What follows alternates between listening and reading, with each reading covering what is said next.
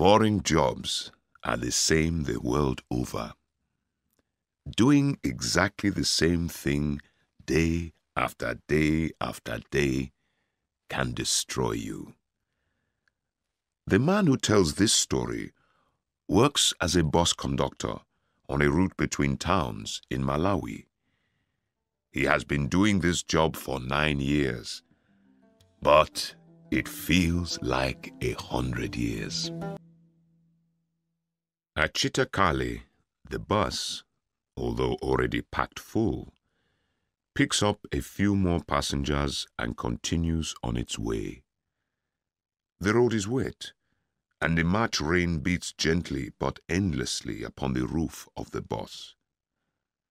Outside, the yellow maize stands in the fields, unmoving, drunk with too much rain. The rainy season, dark, long and heavy, is coming to an end, and soon people will be coming to cut the maize. But neither the muddy road nor the maize in the field can show me anything new or interesting. For 9 years, I have been a bus conductor, and I cannot begin to count how many times during those 9 years I have been on this road. Whether it is the rainy season as now, or a dry September afternoon, or a cold June morning, it is all the same to me. I always have one wish, and it never changes: to get to the end of the journey as quickly as possible. And yet, I never get my wish.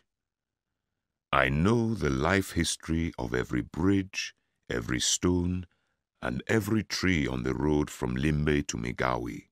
I promise you. My past is on the road, so is my present, and I find it hard to imagine a future away from this road. The road to Migowi and back to Limbe, and back again to Migowi. I don't enjoy thinking about my past before I became a conductor. I know I once had a father and a mother. We once lived on one of the large tea estates in Mulanje. But in my mind, this time is distant, not clear. My father died when I was a little boy, and my mother lived on, selling kachasu, illegal beer, to pay for my schooling.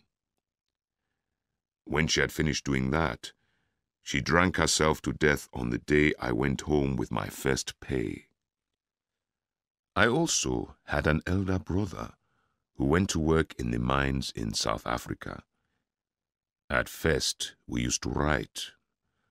Then my brother stopped answering my letters, so I stopped writing. The bus stops, and I loudly ask if there is anyone getting out here. There is no answer, so the driver starts his engine and the bus moves on. But a moment later, someone rings the bell and again the bus stops. "I'm dropping here," says a man rising up from a seat not far away from me. Several passengers shout rude, angry words after the man as he pushes his way to the exit. I say nothing to him, and as a result, some of the ugly words are thrown at me too. Before I became a conductor, I worked in a tea research station. My job was to sit all day and write down the figures produced by a strange and complicated machine which, I was told, measured the brownness of tea. I never understood what those figures meant or how the machine worked, but my boss repeatedly told me that my job was of great importance to tea research. I did not understand this either, though I was proud to play my part in this great work. However, I quickly grew tired of sitting in the same place and writing down the same figures day after day, and I left the job after only a year. I want an interesting job, I told my friends as I left. I'm going to be a conductor. There is variety there. Different people, different places every day. The bell once again rings, and the bus stops for some passengers to get off. "I have a bicycle on the roof," says one man. "And I have a bag of maize," says another. I'm sure I know the reason why I'm growing so thin. My ears have grown tired of hearing such things.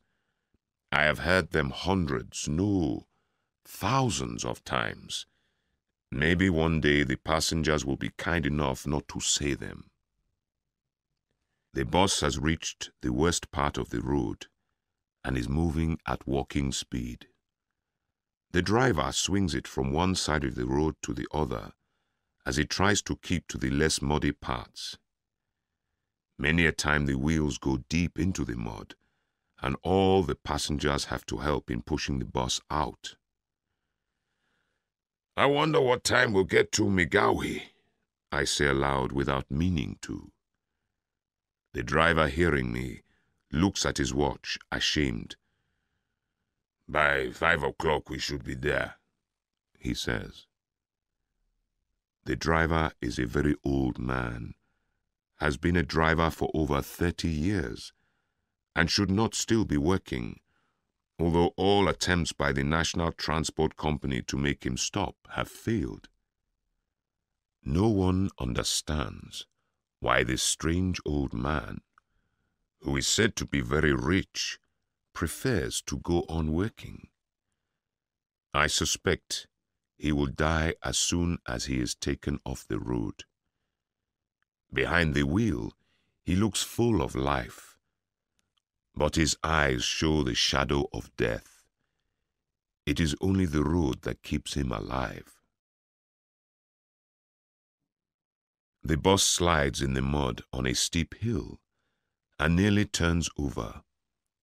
Streams of water run down the side of the road. "Everyone come out and push!"